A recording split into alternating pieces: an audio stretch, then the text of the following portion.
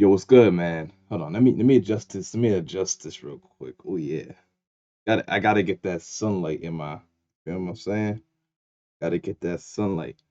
So basically, I'm be reacting to this little breakdown of the Lakers. As you know, I'm a huge Lakers fan. Wink, wink, wink, wink. So you know, I got them winning the championship. I gotta see what's going on with the team. So even though I watch all of the games, I just want to have a little chat with y'all, saying a lot of people's not gonna care. I know a lot of y'all like the Nets and all that.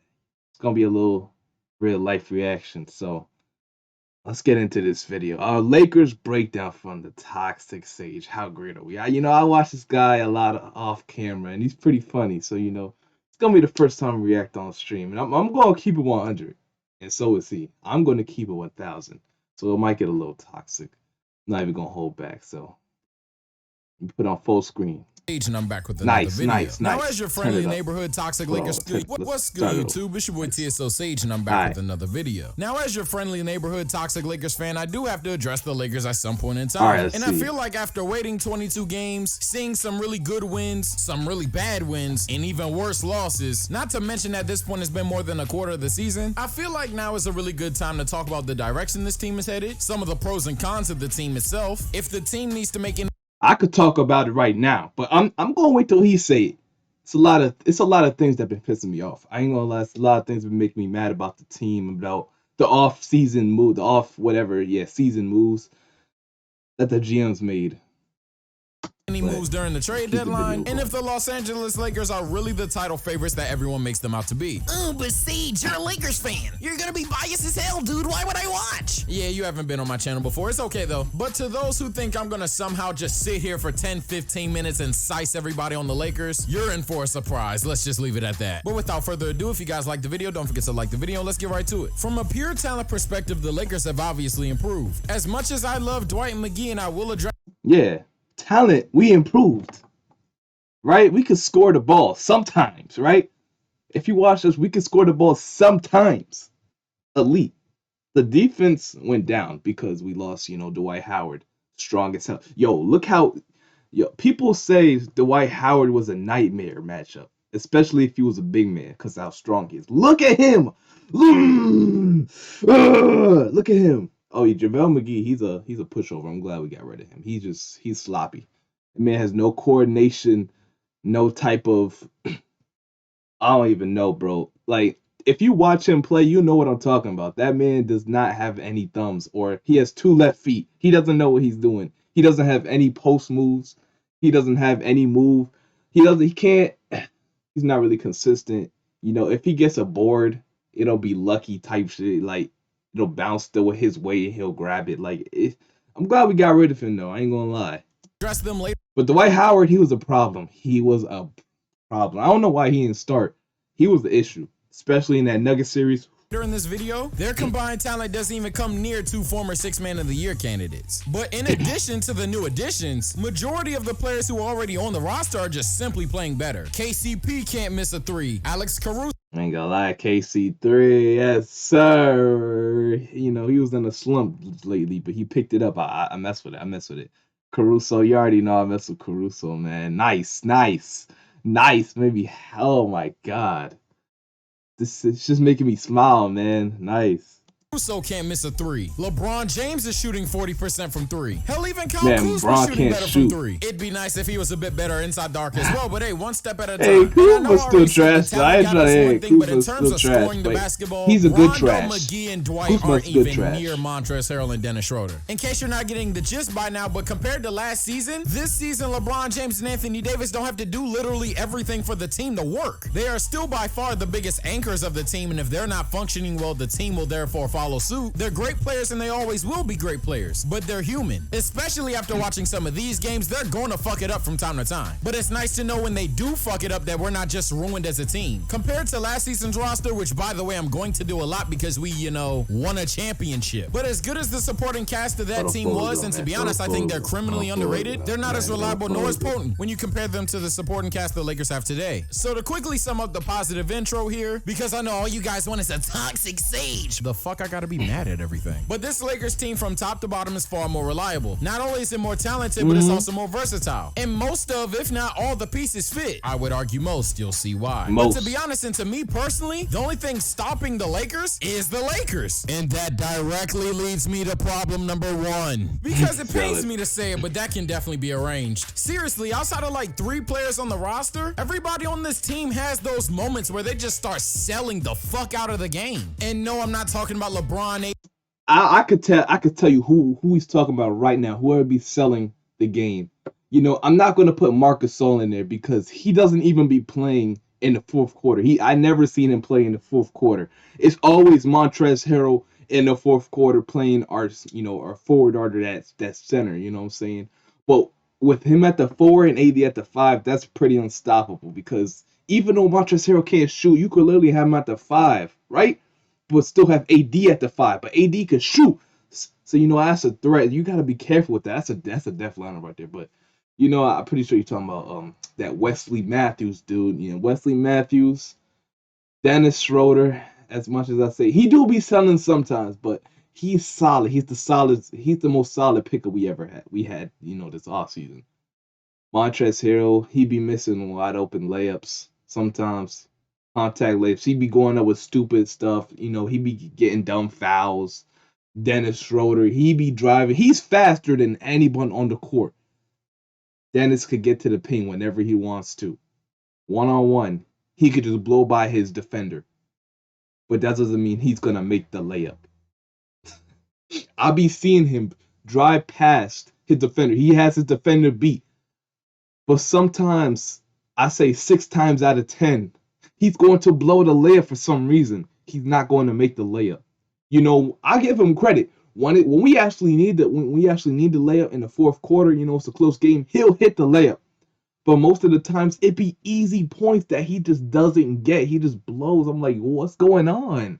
It doesn't make any. I'm not even going to be talking. AD and someone else. No, LeBron and AD definitely fit that description. I guess the 3 or really 2 players that I'm talking about here are KCP and Alex Caruso. 2 players whose roles were defined last season, satisfactory last season, and greatly improved on this season. I literally can't be mad at it, especially when you're considering that KCP no longer has to dominate the ball as much as he did last season. So he can truly be that 3-and-D wing. And Caruso, who's not only improved as a 2-way facilitator, added a 3-ball out of fucking nowhere. They've even bailed us out of some games we should have lost. Again, those 2 I really cannot be mad at right now. However, everyone else for the most part are still good. We're 16-6 and I'm picking them to win the championship, but they definitely have their moments. In fact, they consistently have their moments. Hell, let's start with my favorite player on the team in Anthony Davis, a guy whose status in the league day by day gets more solidified as being a bona fide top 5 player in the league and one of the all-time great power forwards. But he hasn't been that every day. And even on days he performs to that standard, it isn't even for the entire day. And honestly speaking, if you guys aren't being toxic and just denying it just because, it's kind of obvious. Whether it's simply using your eye test and looking at AD's performances in big games, such as the games against Philly or Boston or Milwaukee, or if you want to be observant of his difference in play style and aggression, or even if you want to be a stat head and look at the fact that Anthony Davis's numbers across the board have declined outside of his field goal percentage, and you take that with a grain of salt because his true shooting percentage is a lot worse than it was last season. I love Anthony Davis, but if I have to think critically and just be rational about it, he's not playing like a top 5 player in the league. He's not playing like this power forward that you guys love to compare to Tim Duncan, which you shouldn't be doing anyway, but at least when you were doing it, he wasn't looking like LaMarcus Aldridge on the offensive end, which, don't get me wrong, a prime LaMarcus Aldridge is a hell of a player, but he was not. Oh, yeah, they was comparing that man to Tim Duncan, I ain't gonna lie.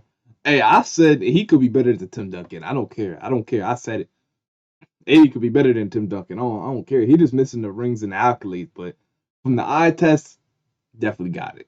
Never Anthony Davis, let alone a prime Anthony Davis. And I want to emphasize prime here because... And I say he can be. I didn't say he is. He can be. Anthony Davis should be playing the best basketball of his career right now. I feel pretty comfortable saying that he'll never have a talent, let alone a playmaker as good as LeBron James ever again. The opportunity to cash on easy looks is right here. Oh, but Sage, most of the time he posts up, he gets doubled. Well, yeah, he's a great player. Even if quite literally every time Anthony Davis caught the ball, he was getting double teamed, which obviously isn't the case, even though he does get doubled often. would be enough for you to validate his performance as of late would be disrespectful not only to the rest of NBA history, but Anthony Davis as well. There aren't too many people defending Anthony Davis's play right now, but the people who are defending it often brings up the fact that he gets double teamed and that he's a big man, so he doesn't actually have a way of escaping a double team. Gee, I wonder how many great big men went through that. Do you think guys like Hakeem Olajuwon, Kareem Abdul-Jabbar, Tim Duncan, Karl Anthony Towns, DeMarcus Cousins, star bigs far greater and worse than Anthony Davis, you think they didn't have to deal with double teams on catch or double teams on the low block? Let alone Anthony Davis himself, who's been dealing with that his entire career, especially last season. On a roster, as I stated earlier, and pretty much everyone in the universe agrees with, if LeBron James and or Anthony Davis weren't on that night, it was a good chance the Lakers lose the game. In fact, it's hardly even an argument, but at least I'll give you the fact that you can argue it. But he received more defensive attention last season than this season. Oh, but Sage, you just said not even 3 minutes earlier that the talent is a lot better and he can be human. Let him be human. Well, dumbass, I'm glad you took it literally. But yes, I'm happy the Lakers' talent overall is so much better that it allows Anthony Davis to make more mistakes. But greatness should still be the trend, especially for a player who's trending upward and trying to cement his legacy as one of the greats. So to wrap things up, no, I don't think Anthony Davis sucks. I know some of you cry on the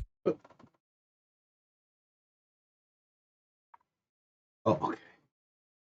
Nah, yeah, AD just got to pick it up. I believe he'll pick it up maybe around, hard to say, maybe around March to April he should be picking it up. You know what I'm saying? Yeah, so that's what I think. Back to the video. I had to just do something real quick. Mouth breathers are gonna think that shit because I critique Anthony Davis today. He's definitely still a great player, dude, but to put it bluntly, he has to tighten up. And he can start with improving his aggression. And let me go ahead and address the full front court of the Lakers. That's what I be saying. AD, stop. He be having people like Pat Connaughton on him, or people like, let's see, who did they just play? The Celtics. Marcus Smart. Yeah, people like Grant Williams on him, trying to guard him in the post. If you don't take his little ass to the bucket and dunk him, if you want on his ass, boy, what are you doing? Stop waiting for the double team. This man be in the post like waiting for the double team to come so he can pass out. Like, what are you doing? He waits for the double team to come out, then tries to hit the open man for a three when he's not that good of a passer himself. It's like, that's not going to happen. You know what I'm saying? So you got to make your move fast and be more aggressive when you drive to the paint. You can go get a foul call every single time if you do, I promise you. Free throws. And oh, you gotta hit your free throws too, kid. You know, you haven't been hitting your free throws. Together as a unit right now. If you follow me on Twitter, Instagram, Twitch, or even pay attention to some of my YouTube community tabs, hell, I'm pretty sure I said it in some of my videos. I missed the fuck out of Dwight McGee. But I feel like for some reason, people cannot wrap their heads around why outside of me liking, oh yeah, he jump high, he dunk, he block shot. All of those things are true. I do miss the fact that they run, jump high, and block shots. But let me break your minds here. That's not even the most important thing they did. All of that ties into it, but it's not exactly what it was. Dwight McGee brought this team a physical identity that I haven't seen from the Lakers in honestly a decade. I make this joke about the Nets. That's right. Hey, you wasn't going to that paint when you seen Dwight in there, bro. I don't care. He's intimidating. And he got that. That's why I said that intimidation badge in 2K, it's real. Dang, nah, for real. That intimidator badge in 2K is real, bro. I be seeing people miss layups, wide open layups, miss dunks, or trying to go up and dunk as hard as they could when they seen AD or LeBron or somebody, you know, trailing them, or when they see him in the paint, they be just bricking layups. Bro, it's real, bro. They don't be trying to go in the paint when they see a good rim protector there. They don't be trying to do that. That intimidator badge is real.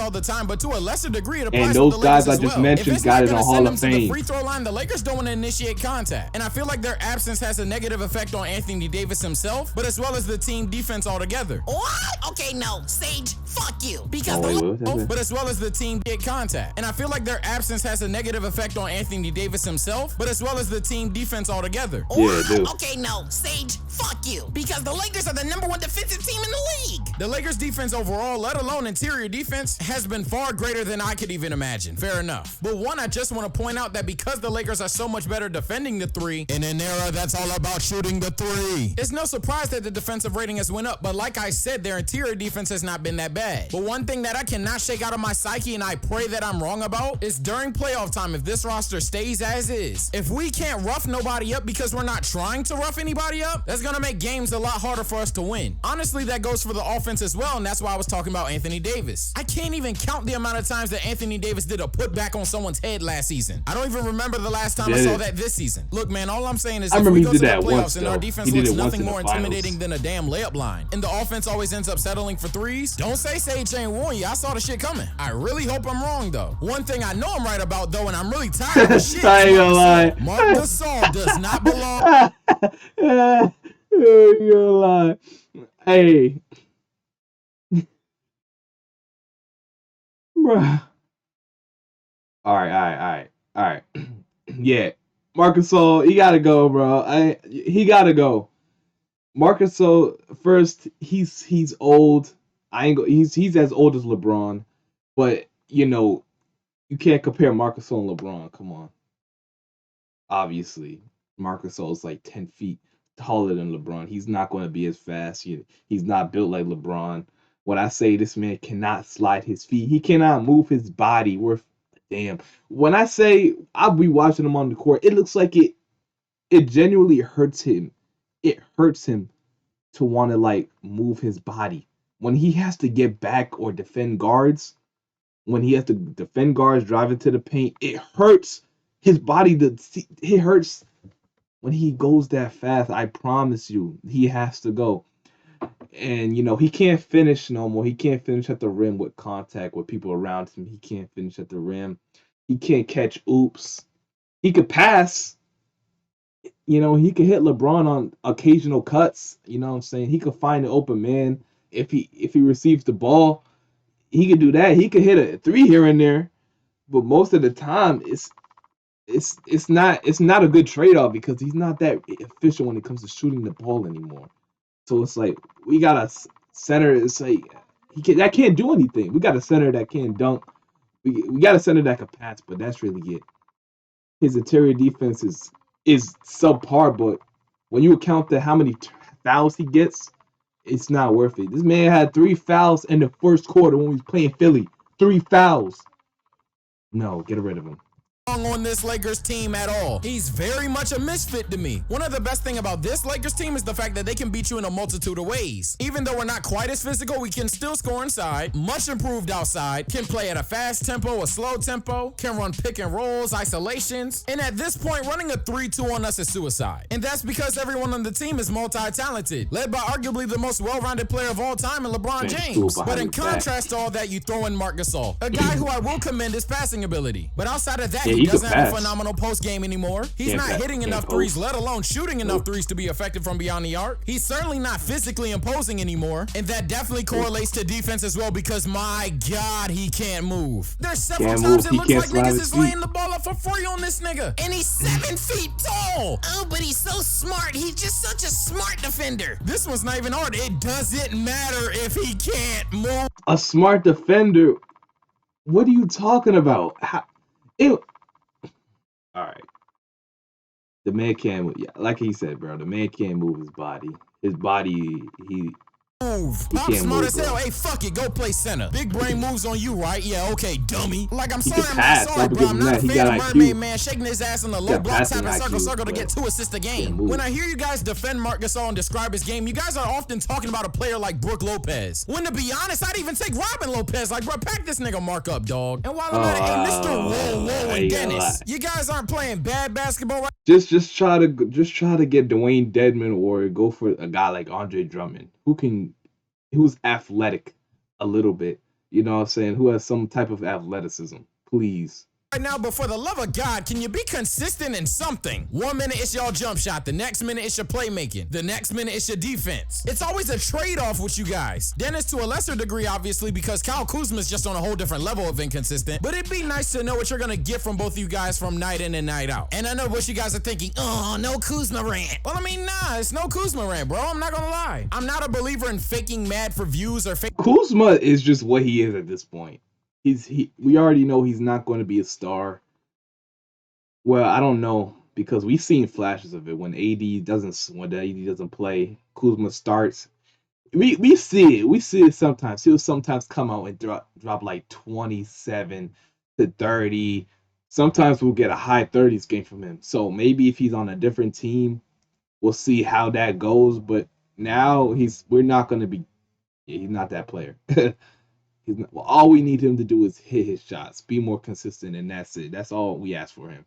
Make better decisions. Faking mad just because it's what you guys want me to be. Kyle Kuzma's not pissing me off right now. He could be a lot better, but he's improved significantly, actually. He's playing more mature as well. Yeah, it's not going to be reflective in terms of season stats, but his impact has definitely been more positive this season. And I'm not about to fake rant over that. However, and I can admit this is pretty selfish here, I just wish he'd stay off of social media, because every little thing this dude does, I get like 50 tags from it. Like I'm the only dude who's ever been critical of Kyle Kuzma. Or better yet, like I didn't see it already. I would get a tag about something Kuz said a week ago. You think I didn't see that? But yeah, Mr. Whoa, for right now, and I'm emphasizing right now, you are Mr. I cut all my day ones for the lean. 4K Trez out here. I ain't gonna lie. He winning me over. He a cool dude. I ain't gonna lie. I'm fucking with bro. The only thing about him that fries me is the fact he's 6'7", so sometimes it is what it is. But outside of that, in terms of what he does for us, I can't hate on that. He's the one dude I don't have to worry about in terms of tough. And he's the only guy we could play at center or, in the fourth quarter, because Marc Gasol, he's just tired at that point. We play Marc Gasol in the fourth quarter, but we're setting ourselves up to lose the game, pretty much. You know what I'm saying? Everybody's tired. We can't play Marc Gasol. We only got to play this guy. He's the only big man we got, besides Anthony Davis, that can move his feet. That's pretty much it.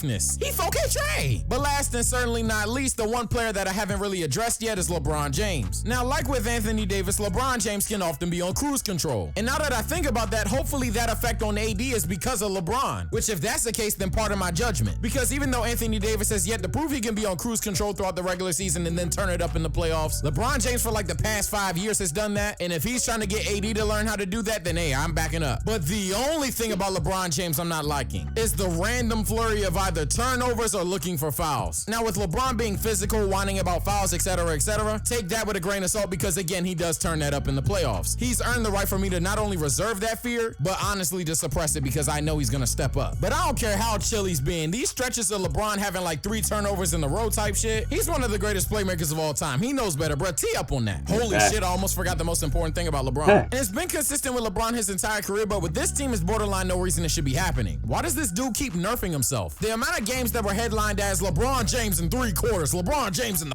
This man LeBron will drop 22 points by the half and end the game with like 28 points. And this man will not score like the whole third. He'll ice himself for like a whole fourth quarter, or a whole third quarter, whole second quarter, whatever it is, trying to get teammates involved. It's like, bro, just hoop, bro. We just want this man to hoop. If he just stays hooping, everybody else is gonna follow along, bro. AD's gonna get in rhythm. Dennis, whatever it is, the case is, KCP, we're gonna get a rhythm. Just hoop, bro. We don't need that. Whatever we need you to score, we just need you to score. That's it. That's all I gotta say about LeBron. In the first half, LeBron James in the first quarter having like 20 points or 25 points or 30 points or some wild shit, and then ending the game with 6 more points is honestly pissing me the fuck off. I just said that. I just said that too. This roster is this roster is better, so by virtue getting them going would be getting higher end talent going, sure. But my counter argument would be this: because they're so talented, they don't really need you to get them going. I'm I'ma just keep it 1,000 here for a moment. When y'all be having your little GOAT debates between LeBron and MJ, when y'all talk about LeBron, y'all think of the LeBron that you see last night, etc., etc. The LeBron that I be thinking of is the LeBron that just does not give a fuck, is gonna do him regardless, and is gonna solo squad the other team, whether it's through passing and scoring or strictly scoring his damn self. And the thing that triggers me about LeBron this season is that we're actually getting that LeBron for a fucking half. Like, you know, King, there's one half. quarters. Only Just, you probably know what I'm on the saying? Just fourth keep it quarter going. too. Other Mostly. than that, though, LeBron James is shooting 40% from three on the most. Sometimes he'll play mid for the whole game, but just turn it up in You the tell fourth me to how just he's be a doing. guy. So I guess to wrap this video up, lots of teams have definitely looked impressive this season. Even though the Nets have an historically bad defense, they have an historically great one. And for good or for worse, every game they play so far has been exciting. Hate to admit it, but Kawhi and PG are putting up MVP numbers, and the Clippers are looking like they're getting their shit together. Jokic would be the MVP frontrunner if it wasn't for Joel Embiid, and it's a good argument you could still give it to Jokic. But I guess what I'm about to say about the Lakers pretty much sums my feelings about this team as a whole. Because right now, there's not only one, but at least two big men that are playing better basketball than Anthony Davis. There are so many teams trending in the right direction. There are some teams that even sneak up on you, and some teams even made trades to improve the roster. And with all that going on with all these other teams, the Lakers are kind of just here. Nobody's sleeping on the Lakers, and nobody's even saying they're playing bad. But I think it's time for the Lakers to assert their dominance. I think it's time for great players to start being great. And even though it's probably championship fatigue, I think it's time for the Lakers to let the league know it's still their league, and y'all are just playing in it. And for the love of God, get rid of Marc Gasol. But he's so smart. Yeah, that's why in movies the nerd gets beat up. 7-foot Weezer. But that's gonna do it for today's video. It's been your boy TSO Sage. If you guys like the video, for the love of God, like the video. If you like my content, subscribe. Why the fuck you watching my shit now? Speaking fast, man. We just gotta get rid of Marc Gasol. At this point, he just can't move anymore. It hurts me to say it the most, but he gotta go. Maybe Wesley Matthews will go too, because oh my God, he's been trash. This man hasn't hit a three since we played Milwaukee like 2 weeks ago. But hey, not gonna go into that. But anyway, yeah, still got Lakers winning the 2021 championship, man.